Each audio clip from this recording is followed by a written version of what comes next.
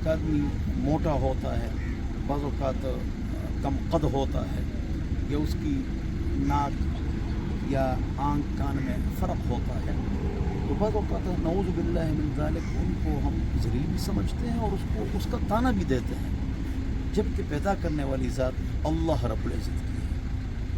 یہ چھوٹی غلطی ہم سمجھتے ہیں، ہماری اس کی طرف توجہ نہیں ہے، لیکن یہ حقیقت میں اللہ رب العزت کی تخلیق پر اعتراض ہے۔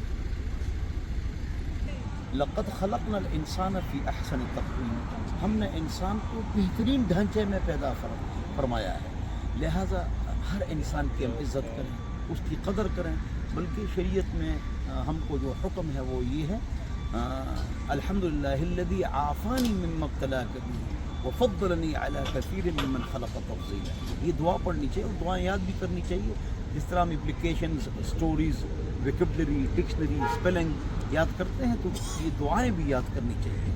تو صحت میں نقصان کی وجہ سے کسی کو حقیر یا ذلیل سمجھنا، یہ تو اللہ رب العزت نے آپ کو جس طرح پیدا کیے اس پر اللہ رب العزت کا شکر کرو، اور گویا کہ ہم اللہ رب العزت پر نعوذ باللہ ہم اعتراض کر رہے ہیں، اس طرح بالکل نہیں کرنا چاہیے۔ ہر مسلمان چاہے اس کی صحت جیسی بھی ہے، اس کی آنکھ کان صحت، تو ہم کو اپنے اس پر شکر کرنا چاہیے اور اللہ رب العزت کا شکر ادا کرنا چاہیے۔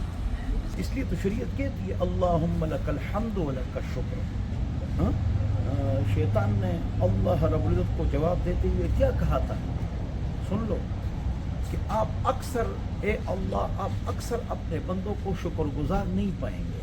دیکھو اس سے کیا معلوم ہوا کہ سب سے بڑا برا عمل جو ہے نا شکری، اللہم لک الحمد و لک الشکر، ہمیشہ اللہ رب العزت کا شکر ادا کرنا چاہیے اور اس کا خیال کرنا چاہیے۔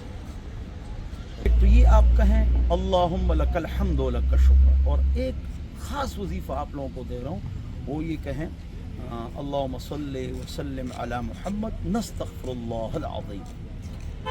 درود شریف ہو اور استغفار ہو، درود و سلام اور استغفار ہو، سبحان اللہ، کیا شان ہے اس کی۔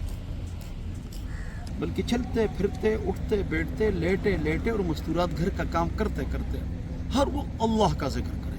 ذکر تو بغیر وضو کے، عورت مخصوص ایام میں ہو، کوئی آدمی جنابت میں ہو تو وہ ذکر کر سکتے ہیں۔ ہر وقت کپڑے دھوئیں، مستورات ذکر کریں، راستے پر آپ سفر کریں تو ہر وقت اللہ رب العزت کا ذکر کریں۔